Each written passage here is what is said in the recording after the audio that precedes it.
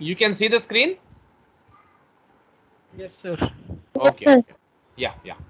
So we have done we have started from here. We have seen International Accounting Standard 38 deals with intangible assets. We have seen, we have already discussed like every standard tells you what actually. It tells you about the recognition criteria, measurement basis, and disclosure requirements. So how to recognize a particular thing as as a asset or liability or income or expense, we know that it should match with the definition. We have seen that intangible assets, like what are the intangible assets, like what are the examples of them, like we have seen patents, trademarks, copyrights, and we have discussed about goodwill even. And it is a intangible assets are something like which have no physical substance. Okay, those are non-monetary assets, identifiable non-monetary. What do you mean by non-monetary? Non-monetary is nothing but something which is like which we can say is not a financial asset. Okay, it's not it doesn't come under the category of financial asset, or it's not like a cash equivalent. Okay, so the tangible and intangible, both the assets are non-monetary assets. Monetary assets are what? Investments, bonds, okay, securities, etc. So we have seen that franchises, fishing rights, patents, copyrights, motion picture films, etc. Intangible assets must be identifiable. We have seen what is the criteria of identifiability or identifiability criteria. You can identify something only which are separable. Which are separable is nothing but you can separately sell that, and that can give you like economic benefits. But something which you cannot like separate from the business and sell it separately cannot be shown as intangible asset. Okay, measuring that is a very tough task. Okay, so an intangible asset must be identifiable in order to distinguish it from goodwill. Goodwill is something which is inseparable from the business. The rest of the things can be separated. With non-physical items, there may be a problem with identifiability, of course, because these are non-physical items, so identifiability becomes tough. If an intangible asset is acquired separately through purchase, there may be a transfer of legal right that would help to make an asset identifiable. Of course, why? Because there is a transaction which has happened and we have paid some amount for it and we know the cost of it, and we can sell it, and we can sell that and get the amount or get the profits, whatever. If you have cost of something with you, you can definitely quote a higher price for it and get some like benefit out of it. But if something you cannot find out the price of, then it becomes tough for you to sell it or get some benefits out of it. So something which is acquired separately through purchase, definitely there's a legal right which has been transferred to you, and it becomes an identifiable asset. An intangible asset may be identifiable if it is separable. That is, if it could be rented or sold separately. Separability is not an essential feature of an intangible asset. Okay, so some assets like goodwill are also intangible assets, but those are inseparable at times. Only the purchased goodwill, like self-generated goodwill, is never ever separable. It is inseparable. But if you purchase some other business and pay extra amount for it, and there is a goodwill which gets created in that case, that goodwill has a value, and it can be shown in the balance sheet as an intangible asset, because when you sell the business, you can also quote some higher amounts. That means goodwill can also be sold to other business. Okay, in that case, so it has a value. Something which has a value can be shown. Something which is which of like whatever value you quote is not acceptable. Okay, so what market participants are ready to pay you is the value what you can recognize. You cannot generate whatever value you want. I cannot say my goodwill is $100 million. I don't know my goodwill value.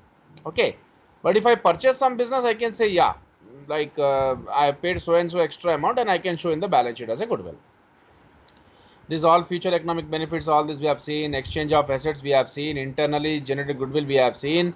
May not be recognized as an asset. That is, self generated goodwill cannot be shown as an asset. Why? Because there is no fair value of that we can measure, and we cannot show whatever value we want. So research and development we have discussed. Research is expenditure, development is asset, and other internally generated intangible assets like brands, mastheads, publishing titles, customer list, are and similar items as intangible assets, you cannot show. Okay. The standard prohibits the recognition of internally generated brands. Internally generated or self-generated assets, you cannot show them as intangible assets.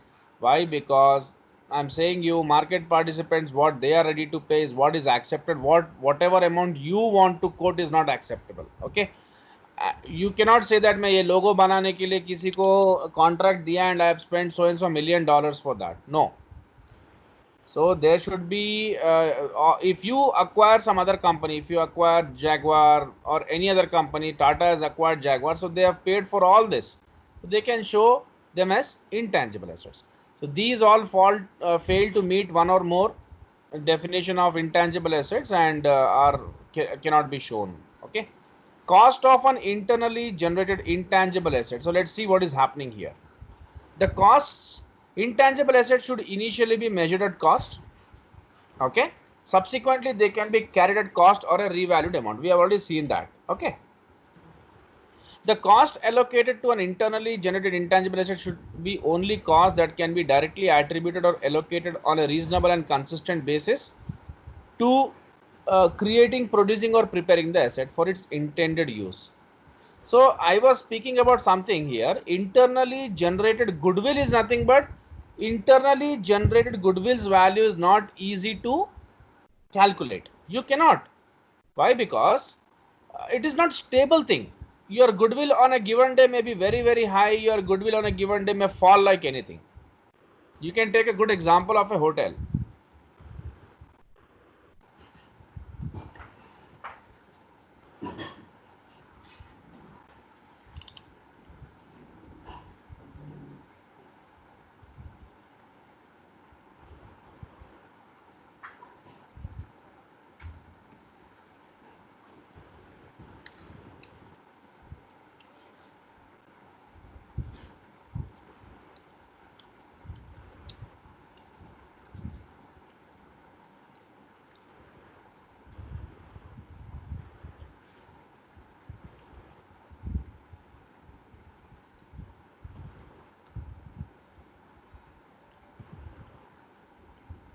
So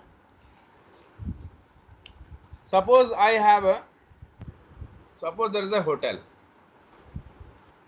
and you go to a hotel and these guys are catering to your needs and you are very much satisfied with this hotel services towards you. They always cater in a very they are very hospitable to you and they give special focus on you whenever you go there. It seems to you like that. भाई मैं कभी भी hotel जाता हूँ तो मेरे को बहुत अच्छा ट्रीटमेंट देते हैं. ओके. एंड आपके लिए शेफ सीधे किचन से आता है और आपको पूछता है आपका प्रेफरेंस क्या है, आपको कैसे खाना खाना है, आपको क्या चाहिए क्या नहीं चाहिए, किस तरीके से आप स्पाइसेस लेंगे एक्सेट्रा. आपको बहुत अच्छा फीलिंग लगता है. ये सब मार्केटिंग है एक्चुअली. ठीक है. ये आपका प्रॉब्लम नहीं है. होटल वाले जानबूझ के करते हैं कस्टमर बेस बनाने के लिए. इसमें उनका कुछ जाने का नहीं है. उनको कस्टमर ही चाहिए. सबका पेट कस्टमर से भरेगा. सो आप क्या करते हैं, 5 स्टार रेटिंग्स दे देते हैं इसको. होटल का goodwill skyrocketing. Then one fine day you go to hotel with your friends और आप ये सबको बोलते हैं देखो यार मेरा ये होटल में ऐसा ऐसा है, इतना मेरा मतलब हवा है, सो एंड सो अपना जो लैंग्वेज चलता है. और देख मैं वहाँ जाते ही वेटर्स वगैरह और शेफ आ जाता है, मैनेजर सब भाग के आ जाते हैं, भाई मेरे को स्पेशल ट्रीटमेंट देते. फ्रेंड्स को लेके गए आप ऐसा बोल बोल के. उस दिन क्या हुआ, 80-90 मेंबर्स का एक पूरा ग्रुप आया और पूरा होटल उनको केटर कर रहा. आप एक 4 कस्टमर लोग को लेके बैठे तो वो 90-100 पीपल का पैसा बड़ा पैसा है भाई. आपको थोड़ा सा वो लोग केयर नहीं कर पाए, केटर नहीं करे ट्रीटमेंट. आप क्या करें, उसका 1 स्टार लगा के चले गए. एकदम शॉक हो गया मैनेजर. अरे ये क्या है, हमारा गुडविल. एक दिन में अगर कोई 1 स्टार रेटिंग देखेगा तो डेफिनेटली आपको पता है कि many loyal people will not be caring for this, but new people who want to come to this hotel to have something वो देखेंगे रेटिंग्स. और नए हैं ना, नए लोग सर्वे करते हैं, पुराने लोग लॉयल रहते हैं. तो वो लोग देखते हैं अरे नहीं नहीं हम इसमें नहीं जाएंगे, तो इससे क्या है, एक प्रॉब्लम क्रिएट होता है। तो गुडविल स्टेबल नहीं है। देखो एक दिन में इतना हाई, एक दिन में पूरा जीरो। वो फिर फोन करता है मैनेजर आपको कि सर क्या हुआ, हमारे से क्या गलती हुआ, आप ऐसा ऐसा करके चले गए। आप बोलते हैं ऐसा ऐसा है भाई, मेरा बहुत एक्सपीरियंस अच्छा नहीं रहा आपके साथ, आपने ऐसा किया ऐसा किया। वो बोलता है सर आप प्लीज़ आइए वीकेंड को, I give you special treatment. आप 3 फ्रेंड्स आइए, आप 4 फ्रेंड्स आइए, मैं 3 का ही आपसे पैसा लूंगा, आपको स्पेशल कॉम्प्लीमेंट्री ड्रिंक्स दूंगा, ये दूंगा वो दूंगा, स्पेशल डेजर्ट दूंगा, ये वो बोल के आपको बुला लेता है। उस दिन आपको बहुत अच्छा ट्रीटमेंट देता है, फिर उसका गुडविल पूरा 100% ऊपर, फिर 5 star rating. So are you able to decide what is the value of your goodwill if such is the fluctuation on daily basis? No. हाँ वही, अगर ये होटल को आप खरीदने का सोचते हो और ये बोलता है 1 लाख मेरा मेरा मेरा वैल्यू है, नेट एसेट वैल्यू, मतलब एसेट्स माइनस लायबिलिटीज करे तो नेट एसेट वैल्यू आता, तो आप बोलते कि ओके मैं आपको 120 पे करूंगा, तो 20 जो एक्स्ट्रा पे कर रहे हो वो गुडविल है। सो ये वैल्यू हमको मालूम हो गया। अब हम क्या कर सकते हैं, ये वैल्यू को देख सकते हैं ये कितना फ्लक्चुएट हो रहा है, ऊपर जा रहा नीचे जा रहा। We can do the impairment review for this, but यहाँ पर वैल्यू मालूम करना बहुत मुश्किल है। Okay, so that's the reason why for this kind of thing, self generated goodwill या जो भी इंटरनली जनरेटेड एसेट्स जो होते हैं उनका वैल्यू, उनको हम रिकॉग्नाइज नहीं करते इंटेंजिबल एसेट्स की तरह। हमारे बैलेंस शीट में बोलते हैं भाई ये हमारा इंटेंजिबल एसेट है, पर बैलेंस शीट में अकाउंटिंग ट्रीटमेंट देना मुश्किल है उनको। अकाउंटिंग ट्रीटमेंट के लिए they should satisfy some criteria. One thing is they should generate economic benefits for you, that they will do, but cost should be reliably measured, and that is a big question here. How will you reliably measure the cost? That is the problem. And for something for which you can reliably measure the cost, then it is okay, all right, you can show in the balance sheet. Okay, so I hope आपको सब समझ में आ गया। And here like cost of an internally generated intangible asset, let's go ahead. So we have already discussed कि आपको क्या करना है, the cost allocated to an internally generated intangible asset should be only cost that can be directly. तो अगर आप कोई patents trademarks, देखो इंटरनली जनरेटेड इंटेंजिबल एसेट में बहुत सारे इंटेंजिबल एसेट है बॉस। जैसे आपका है पेटेंट, कॉपीराइट, ये बहुत सारे हैं। अब इसमें गुडविल क्या होता है, सेल्फ जनरेटेड गुडविल नहीं लिख सकते आप। क्यों नहीं लिख सकते? इसका कॉस्ट नहीं डिराइव कर सकते आप। You can not measure the cost of this reliably. Patent हम कर सकते हैं, इसको बनाने के लिए हम लोगों ने एक 20 साइंटिस्ट का टीम लिया, उनको इतना इतना पेमेंट करा, उसके पीछे हमको ये पार्टिकल्स लाना पड़ा, ये रॉ मटेरियल लाना पड़ा, ऐसा ऐसा एक मशीन बनाए हम लोग, उसका पूरा टेक्निकल टीम उसका पूरा वर्क किया, वो सब आप बता सकते हो, बट गुडविल का नहीं बता सकते हो आप। इसका आप जो भी वैल्यू कैसे बताओगे? इसका वैल्यू गिवन डे आपको कुछ भी है और गिवन डे कुछ भी है। सो इंटरनली जनरेटेड इंटेंजिबल एसेट को ये मत सोचो कि खाली गुडविल एक ही आता सबके। आप देखो patent, you can create a technology in your lab, in your in-house arrangements, और ये पेटेंट आप खरीद भी सकते हो किसी कंपनी से। I think I am able to explain you everything very properly and you're able to understand. Patent is what you can create, और patent is what you can even purchase or lease out. Copyright आपका खुद का भी हो सकता है। Sholay movie बना था, उसका पूरा कॉपीराइट शोले मूवी के प्रोड्यूसर के पास था। ये शोले मूवी को रिक्रिएट करे आफ्टर 30-40 इयर्स, तो उसका कॉपीराइट्स उसने सेल किया। तो something which you, this all can be internally generated, but this there can be a value for all this. You have spend money, huge amount for this, okay, or else you can purchase them. Even purchase भी करोगे तो उसका कुछ ना कुछ आप price तो पे करोगे, am I right? बट ये गुडविल का ओनली परचेज करोगे तो कोई बिजनेस को तब वैल्यू जनरेट होगा, बट ऐसा आप इसका वैल्यू कुछ भी बताओगे तो दैट इज नॉट एक्सेप्टेबल। सो ये purchased goodwill is purchase goodwill. Internally generated goodwill का वैल्यू आप नहीं बता सकते हो, बट परचेज्ड पेटेंट का भी वैल्यू रहेगा या क्रिएटेड पेटेंट का भी वैल्यू रहेगा। Got my point? Created patent, copyrights and all का वैल्यू रहेगा। So the cost allocated to an internally generated intangible asset should be only cost that can be directly attributed or allocated on a reasonable and consistent basis to creating. That's what I said. अगर आप कोई patent या technology को create करते हो, produce करते हो या उसको बनाते हो एसेट को, उसके बेसिस पर अपने यूसेज के लिए या मतलब किसी को बेचने के लिए या खुद के यूज के लिए, the principles underlying the cost which may or may not be included are similar to those for other non current assets and inventory. जैसा नॉन करंट एसेट्स के केस में हम देखे हैं कि कौन सा कॉस्ट आपको डायरेक्ट कॉस्ट रहेगा, वो आपको एडअप करना पड़ेगा, कैपिटलाइज करना पड़ेगा, and after capitalising all the direct cost, subsequent expenditures जो भी होगा वो आपको एक्सपेंस करना पड़ेगा। Got my point? So the cost of, just a second, हम एक क्वेश्चन भी करेंगे उसके ऊपर, don't worry. So the cost of an internally generated intangible asset is the sum of the expenditure incurred from the date when the intangible asset first meets the recognition criteria। जो भी खर्चे लगते हैं वो पूरे एडअप कर दो और उसके बाद जो भी उसका सब्सिक्वेंट होता है वो आप एक्सपेंस कर दो, ठीक है। सो यहाँ पर देखो, dog company is developing a new production process. During 2003 expenditure incurred was 1 lakh of which 90,000 was incurred before this and 10,000 between so and so time। तो अभी क्या करना है इसमें, and dog company can demonstrate that the production process met the criteria for recognition of an intangible asset। The recoverable amount of the know-how embodied in the process is 50,000। मतलब आप अगर उसको बेचने गए तो क्या आएगा।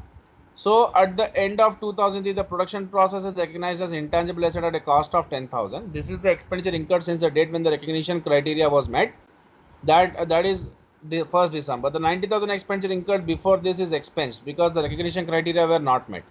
तो जब आप उसको एक इंटेंजिबल एसेट की तरह रिकॉग्नाइज करोगे ना, तभी आप उसका एक्सपेंडिचर को कैपिटलाइज कर सकते हो, नहीं तो उसके पीछे जो भी पैसा लगा वो एक्सपेंडिचर ही है।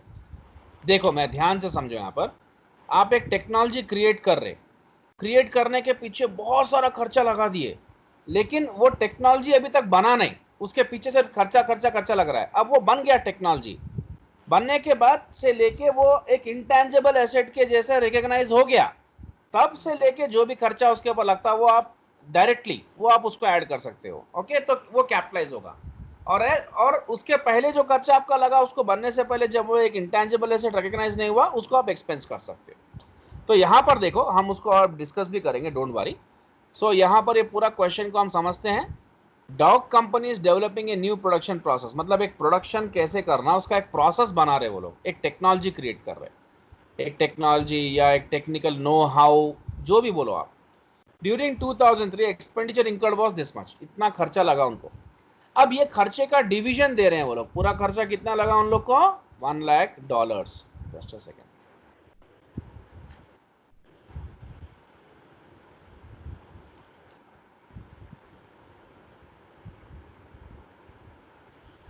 ये उनका खर्चा है, इसमें 90,000 और 10,000 का कुछ डिवीजन दे रहे हैं वो लोग,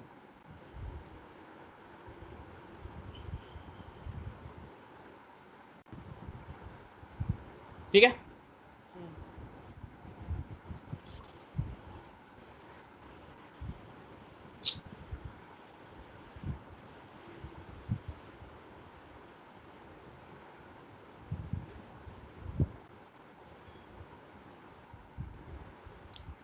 सो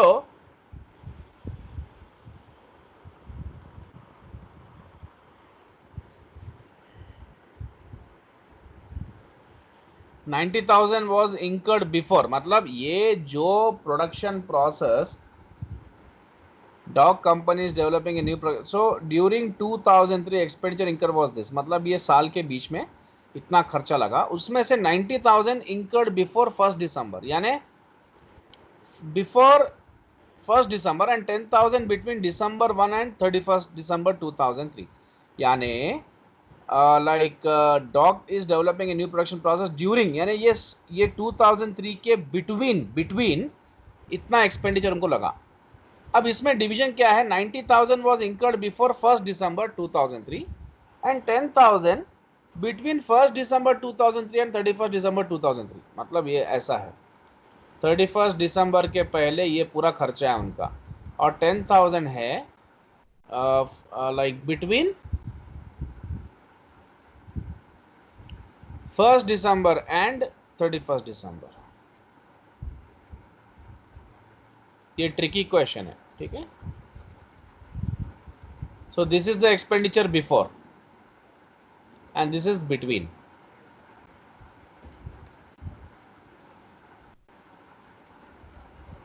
So dog company can demonstrate that on 1st December the production process met the criteria for recognition। मतलब 1st December को वो लोग को 1st December को उन्होंने जो भी प्रोडक्शन प्रोसेस अपना क्रिएट किया है, that they have understood that this is a big technology now, and इसके ऊपर भी वो फ्यूचर इकोनॉमिक बेनिफिट्स कमा सकते हैं दूसरे कंपनीज को बेच के एंड ये प्रोसेस को बता के।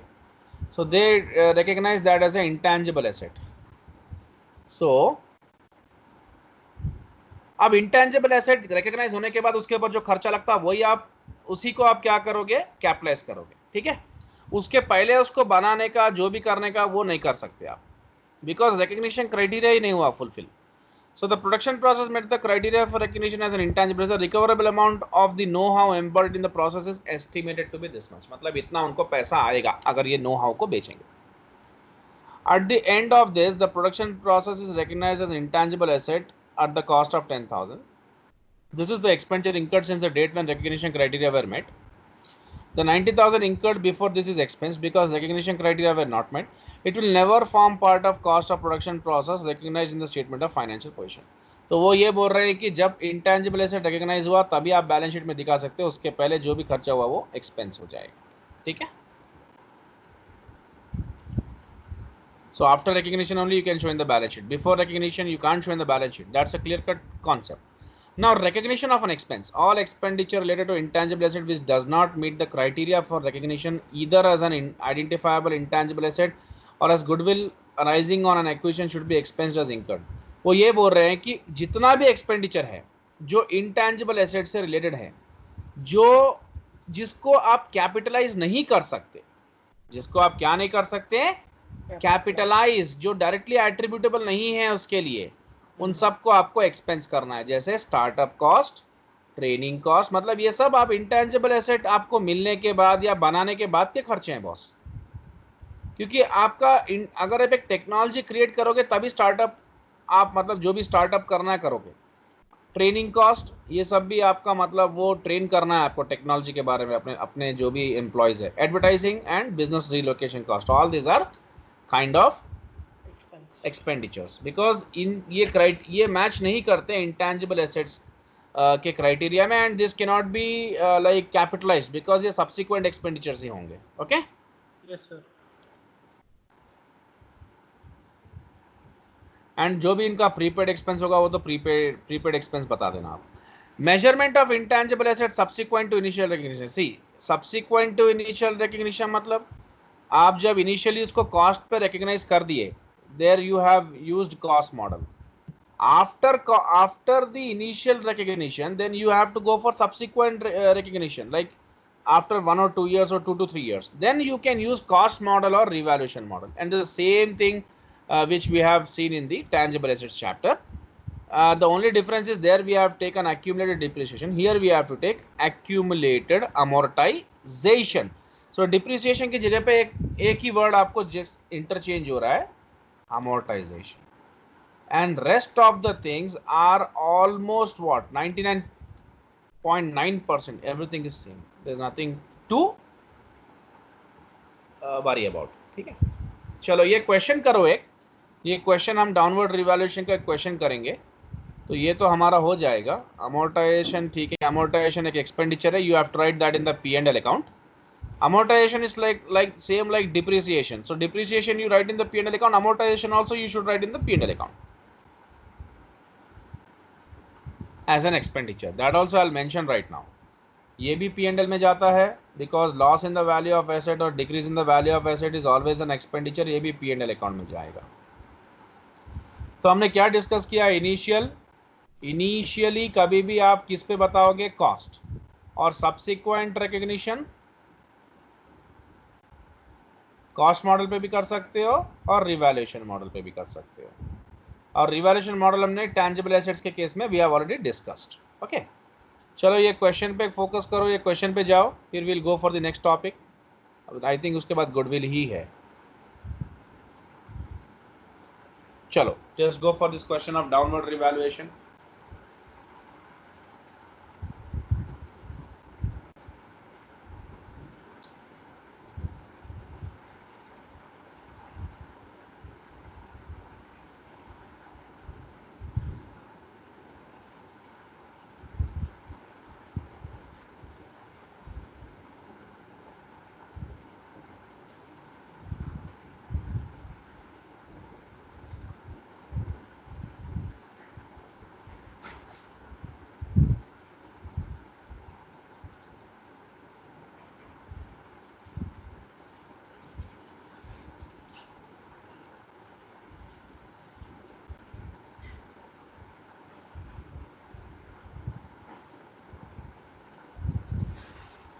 So an intangible asset is measured by a company at fair value.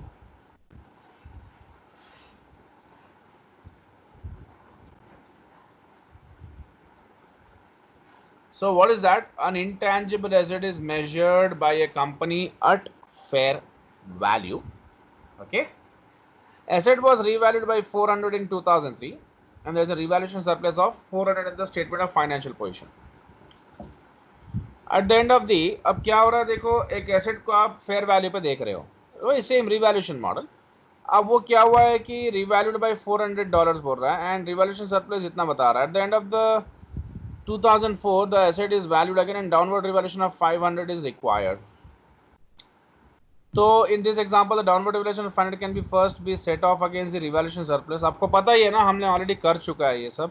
पहले आपको जो सरप्लस हुआ उसमें से सेट ऑफ कर दो और बाकी का बचा हुआ, क्योंकि ये आपका क्या हुआ, पहले अपवर्ड हुआ, पहले बढ़ा एंड उसके बाद ये जो अपवर्ड हुआ है उसको आप कहाँ लिखते हैं, ओसीआई में, and revaluation surplus in statement of changes in equity.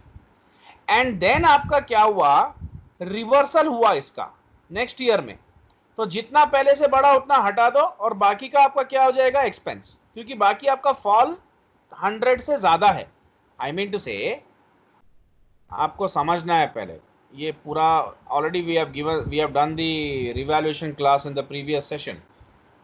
So 400 was the upward revaluation and next year it is like a reversal of this, okay, and that too not partial reversal, it's like full reversal 500. तो ये 400 तक का जो भी आप revaluation surplus में बता रहे हो या ओसीआई में बता रहे हो, या ये पूरा का पूरा वाइप आउट हो जाएगा, जीरो हो जाएगा, एंड बाकी का जो एक्स्ट्रा 100 है वो आपके लिए एक्सपेंस है, तो P&L में चले जाएगा. Okay, revaluation loss. So this is done. Useful life आपको पता ही है क्या होता है, amortization period and amortization method. Amortization is same like the depreciation, no change.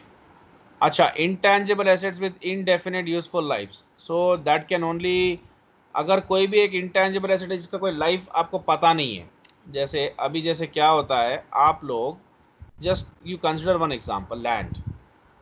ठीक है, land is something which doesn't have expiry date, no life, इसका कोई लाइफ आप बता नहीं सकते हो. ठीक है, इनडेफिनेट लाइफ है, तो it doesn't get depreciated, it only gets appreciated because there is no life for this, we can say एक एक्सपायरी नहीं है इसका. ठीक है, नाउ वैसे ही गुडविल भी आपका, in like if the person is surviving or if the person dies, the goodwill still there, still it still exists. You can check our currency note जिसमें महात्मा गांधी है. Mahatma Gandhi has died long time back, but still the goodwill is going on, still the goodwill is there. So a person whether he is alive or is dead, अब बहुत सारे companies हैं जो 100-200 साल से चल रहे हैं, कुछ कंपनीज 200 साल से चल रही है, उनका गुडविल अभी भी चल रहा है. कितने लोग उनके मर गए, डायरेक्टर्स मर गए, बोर्ड ऑफ डायरेक्टर्स मर गए, उनका जो स्टार्ट करने वाला ओनर भी मर गया होगा, but they are still running because of goodwill. So goodwill का भी कोई लाइफ नहीं है, so goodwill can not be amortized. जैसे land can not be depreciated, goodwill can not be amortized, rather goodwill can only be checked for impairment review, यानी इसका revaluation कर सकते हो आप. Okay, can not be amortised.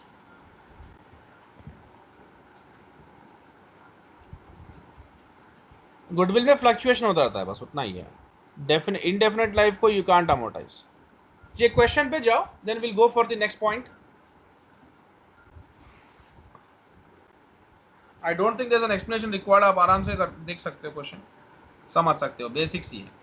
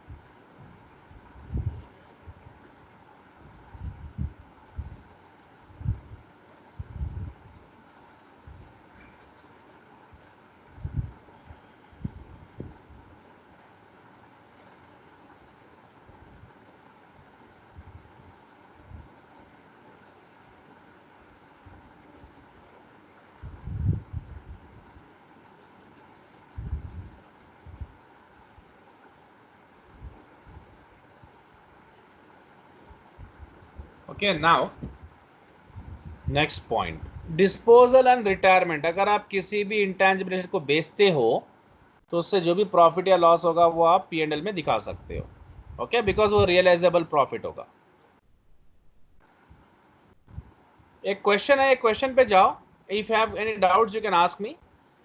As an aid to your revision, list the examples given in IS 38 of the activities that may be included in either research or development. Just see this.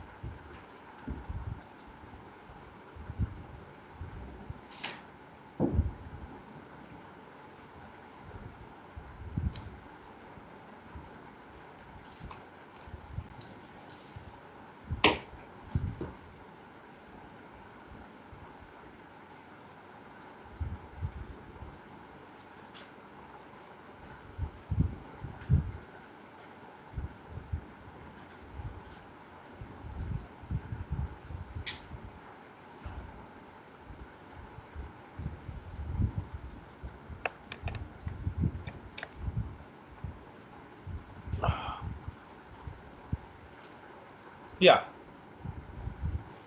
So these all come under research, and the down things come under development.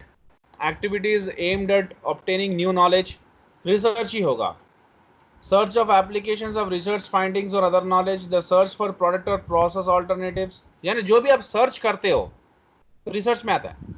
और उसके बाद design, construction, testing, उसके लिए material procure करना, उसके लिए technology वगैरह, जो भी डिजाइनिंग वगैरह का प्रोसेस है वो डेवलपमेंट में आता है।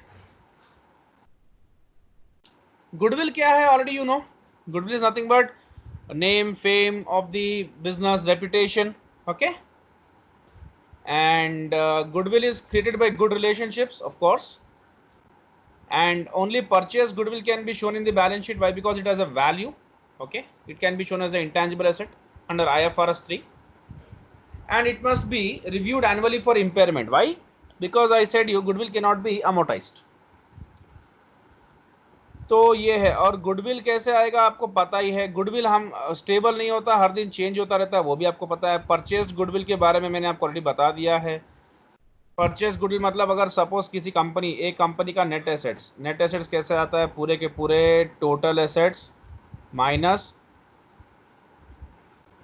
एक्सटर्नल लायबिलिटीज हटाने के बाद जो भी आपका होता है यही होता है आपका, मतलब नेट एसेट्स। आपको मैं बताता हूँ।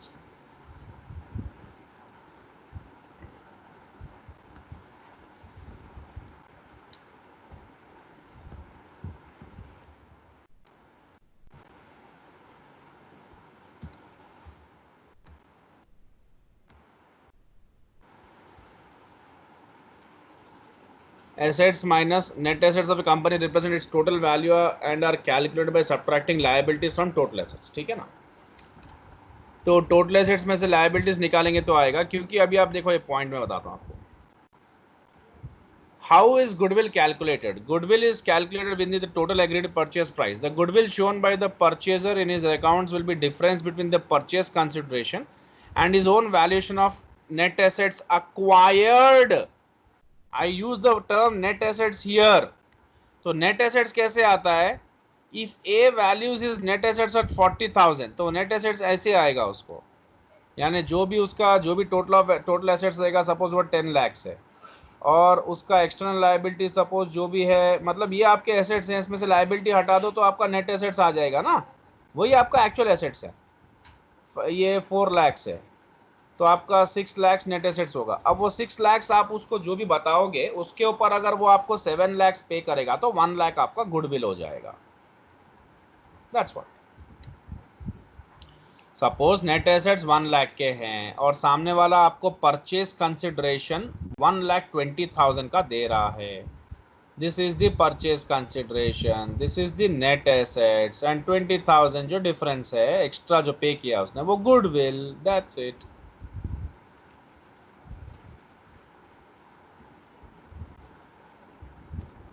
ठीक है, चलो ये तो हो गया. बिजनेस कॉम्बिनेशन से आया हुआ गुडविल ही आपको दिखाना है. मैंने ऑलरेडी सब कुछ समझा दिया है. पॉजिटिव गुडविल भी होता है, नेगेटिव गुडविल भी होता है. पॉजिटिव गुडविल यही है हमने अभी जो डिस्कस किया, 20,000. नेगेटिव गुडविल क्या है? नेगेटिव गुडविल कभी कभी क्या होता है, या तो अकाउंटेंट जो है उसके रॉन्ग कैलकुलेशन से क्रिएट हो जाता है, अकाउंटिंग एरर से, और एल्स बार्गेन परचेज में. बार्गेन परचेज मतलब सामने वाले ने आपको बताया नेट एसेट्स मेरा 1 लाख है, आप बोले कि ठीक है मैं आपको 80,000 देता हूँ, तो ये आपका नेगेटिव गुडविल हो जाएगा 20,000 का, क्योंकि आपने उसको कम पे किया. हो सकता है उसको ज्यादा रिक्वायरमेंट होगा पैसे का ना, आपने एक अच्छा अपॉर्चुनिटी देख के उसको कम पैसे में भी वो डील को क्रैक कर लिया. Okay. Negative goodwill arises when acquirer's interest in the net fair value of the acquirer's identifiable assets, liabilities, and all exceeds the cost of business combination. So it refers to negative goodwill as excess of acquirer's interest in the fair value of negative goodwill can also arise as the result of errors. वही है negative. Gain on bargain purchase. Gain on bargain purchase मतलब आपने सामने वाले ने 1 लाख बोला, आपने उसको 80,000 दिया, आपको 20,000 आपके बच गए, वो गेन ऑन बार्गेन परचेस ही होता है. सो आपका जो acquirer's interest in the net fair value of the acquiree's, यानी सामने वाली कंपनी का, आप अक्वायरर हो, अदर कंपनी इज अक्वायरी, तो उसका जो फेयर वैल्यू है, ठीक है ना, exceeds the cost of the business, यानी उसका जो भी फेयर वैल्यू मतलब हो रहा है मार्केट वैल्यू, ठीक है, the fair value of this exceeds the cost of the business combination, यानी जो भी बिजनेस कॉम्बिने आप जो पे कर रहे हो वो कम पे कर रहे हो उसको, यही समझ लो आप नेगेटिव गुडविल का मतलब. ओके. सो सर उसको रिकॉर्ड कैसा करते हैं सर? हाँ, तो आपके नेगेटिव गुडविल को I am coming to that. Okay.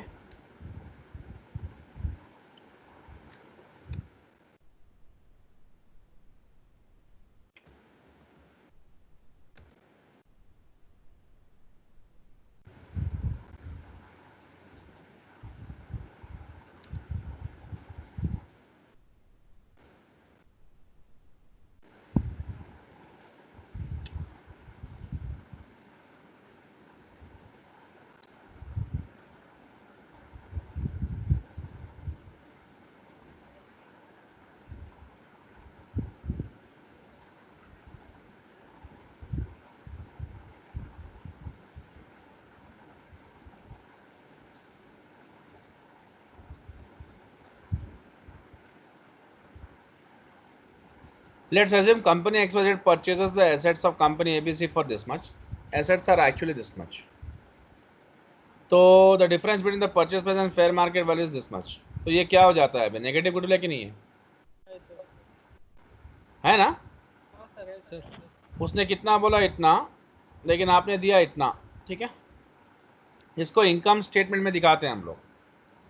So after the acquisition is complete, company XYZ must test the fair value of the assets for impairment. Okay, ठीक है, ये तो हो गया. Company XYZ records this negative goodwill on its income statement. ये income statement में दिखाते हैं. However, it does not record the whole 15 lakh at once. XYZ records the negative goodwill over the remaining weighted average estimated. ठीक है, उसका treatment वगैरह होता है. But again, any negative goodwill remaining should be recognized immediately in the P&L. Okay. क्योंकि आपने कम पे किया ना, आपको गेन हुआ. It's a gain on bargain purchase. I am right और रॉन्ग? करेक्ट. तो उसको P&L में दिखा देना है आपको as a gain. That's it. Okay. और फिर सारे के सारे डिस्क्लोजर्स आपको बताइए क्या क्या करना होता है गुडविल का, इम्पेयरमेंट एंड गुडविल आपका कैसे, आपने गुडविल कैसे कैलकुलेट किया है, गुडविल परचेज गुडविल है क्या, ये सब बताना है आपको. Just go for the question. Done with this intangible assets. हो गया आज.